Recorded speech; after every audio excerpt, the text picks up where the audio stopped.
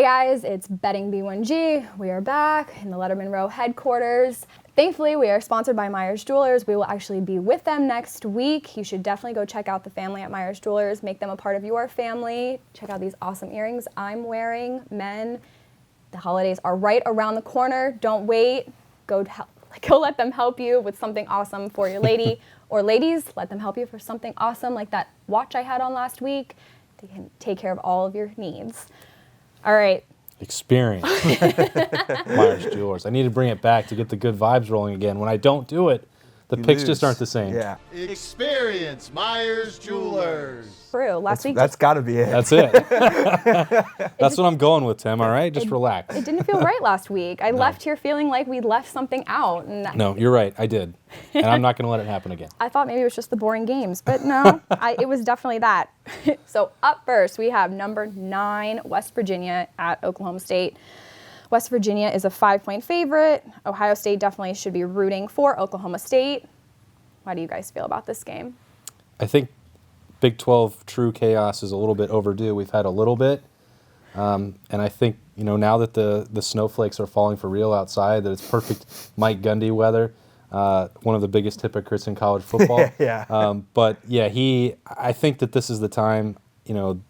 They've been close in other games. Oklahoma State has a couple big wins. We saw what happened in the Oklahoma matchup. I think they'll get one here just to start shaking things up. Ohio State needs it for one. For the Buckeyes fans that are out there watching this, I think that Oklahoma State. This is when stuff's starting to get really weird. I think the Cowboys will get it done. Yeah.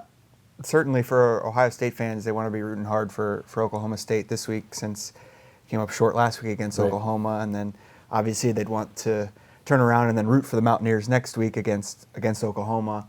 I'm going to take West Virginia here. I think I just am worried about Oklahoma State getting back up after traveling on the road, losing a rivalry game the way that they did, putting a lot into it. I wonder if they're going to be able to get back up for this week. And I think West Virginia is a really good team, and I don't think there's going to be a lot of defensive stands in this game, but I think West Virginia might get a few more. So I'll lay the points here on the road and take the Mountaineers. All right, a little disagreement right off the bat. There you go.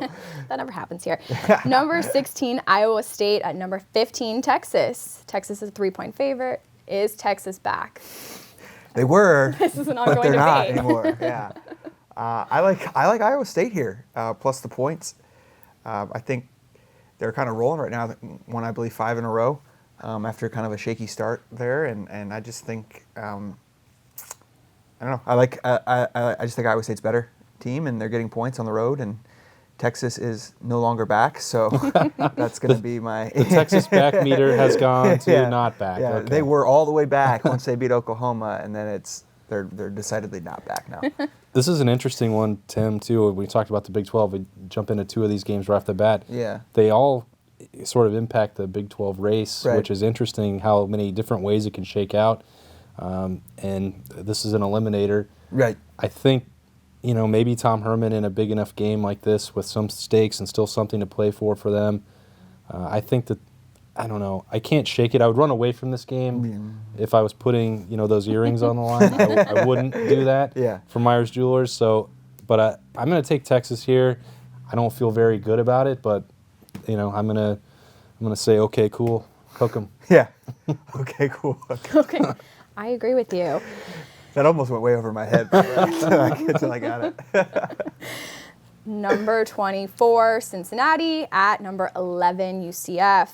UCF is a 7-point favorite. We have Luke Fickell over at Cincinnati. College game day will be there. UCF is a unstoppable machine, it seems like. They're underrated, but I don't know if you can say that anymore with them. I don't know if I should start, Tim, because I might be a little too close to so many people that work at Cincinnati. That I think I know which way you're going to go in this game, which means that we're probably going to have the third straight disagreement. Oh, my goodness. Because I'm taking UCF here. Wow. Look, I think it's really impressive what Luke's done at Cincinnati this year. I think this is going to be a really good. I think this is going to be a good game, and I would obviously like Cincinnati's chances a lot more if they were playing at home. I think Cincinnati's defense is legitimate. It's going to be able to slow down UCF a little bit. They're not going to stop them, but they'll give them some trouble that maybe they haven't seen.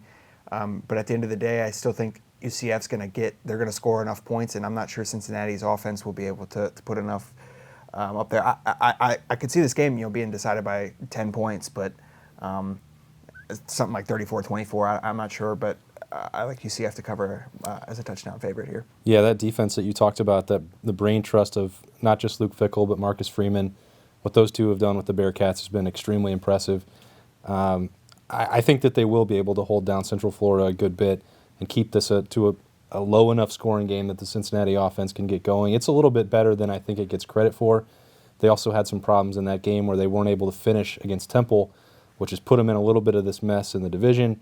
That's a lot more breakdown for a league that nobody really cares about than it's worth. But I think that Cincinnati has a great shot to win this game on the road outright and to become a potential highest-ranked Group of 5 champion. And it's going to open up more options for Luke Fickell, whether that's in the future at Ohio State or if other jobs like Purdue or something come open.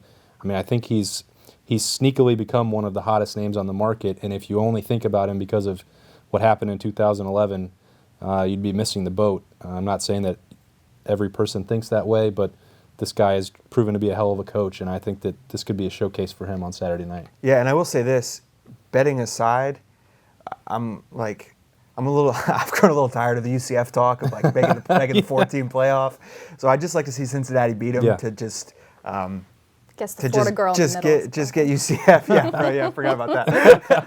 But just look, if there's an 8-team playoff, put UCF in. I'm cool with that. But the 4-team talk about how they should be included, I'm over it. Right. Yeah. Let's move on. All right, fine. Number 12, Syracuse at number 3, Notre Dame. Your favorite team. Notre Dame is a 9.5-point favorite. The game is at Yankee Stadium, so it's exciting football. I'm going down on the. I'm going to die on the Notre Dame will lose hill, I guess. We have so much to say. Look, I think Notre Dame's good. Like, I think they're a top 10 team. I just don't think that they're good enough to go 12-0, and I've been saying that for about 5 weeks now. Too long, yeah. Yeah. So I'm going to take Syracuse here. Playing this game at a baseball field in New York is like weird, but I'm going to watch for sure. You're intrigued. But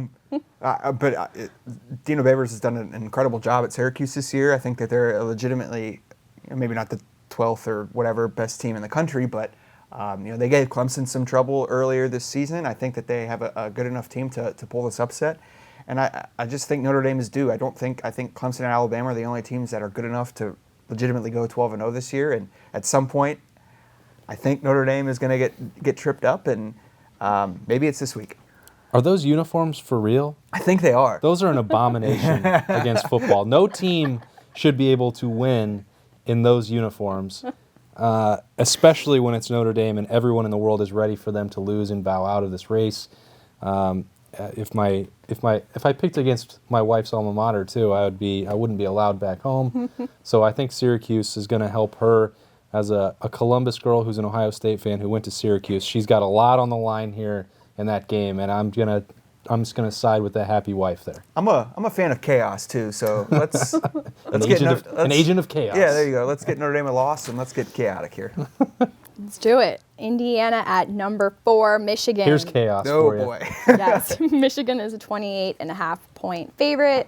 This is the last tune-up before the game we're all waiting for anxiously. It's coming down to, which is exciting too. Yeah, Michigan is going to win, Tim. I think that amount of points, I might take Indiana, or I'm going to take Indiana here to cover. I just think Michigan is going to go through the motions here. This is a much easier game for them than I think the one we're going to talk about last for Ohio State in terms of the opponent. I mean, Indiana can sometimes do some stuff, get a game a little more freewheeling and open than you would think. But typically that tends to happen to Ohio State.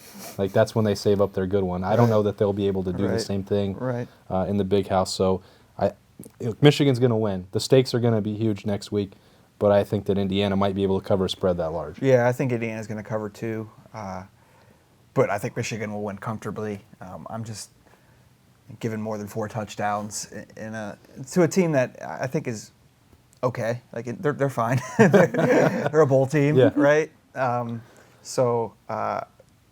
I could see Michigan is going to, control this game throughout. I don't think they'll ever be in jeopardy of losing or anything like that. But I think Indiana can keep it within 28.5. Yeah.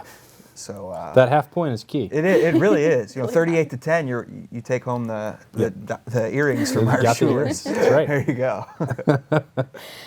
Number 10, Ohio State at Maryland. Ohio State is a 15-point favorite. This is their final tune-up before the big game. They covered last week, Tim. Yeah, they got They finally helped. Yeah. First time since pre-Big Ten season, I believe. It's been a while. Yeah.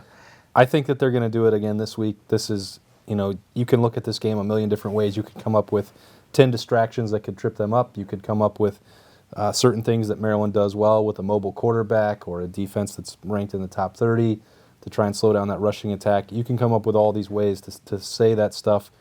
But I think that Ohio State has shown signs of turning that corner. They've made some good adjustments. They have a lot of motivation for whatever, the validity of the stuff that came out on Tuesday. I think that actually became something in their locker room that galvanized them.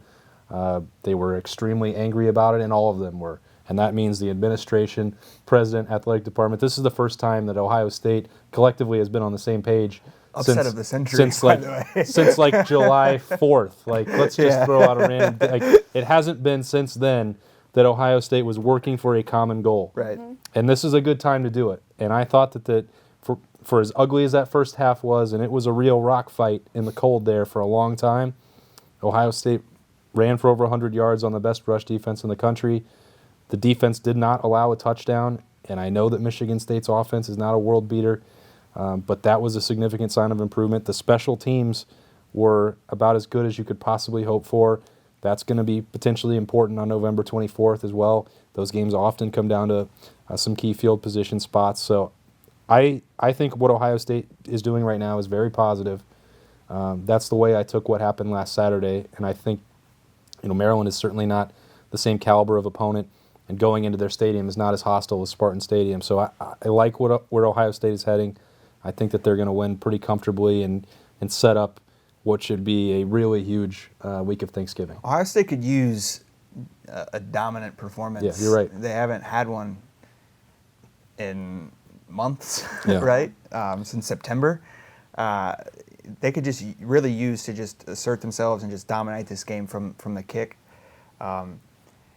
It's a 15-point spread on the road in the Big Ten is tough, but Right. I think Ohio State, I agree with a lot of what you just said there. I think they're going to win this game rather comfortably. If they don't, if they squeak it out again, that's obviously a little bit concerning. You want them to. I think they controlled that game last week in the second half. You'd like to see them build on that and just come out and just hammer Maryland from the jump. You're not going to score. You're not going to beat them 50-3, but just dominate, control the game, win. I don't know, 38-13, Mm-hmm. and just make sure that this game is never in doubt. That's what they need going into next week.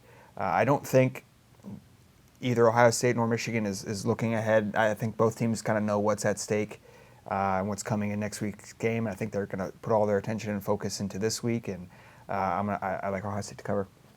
So we disagreed at the first three and then finished with three straight. Found a lot of a common ground inside the Big Ten and with the program that should be in the Big Ten.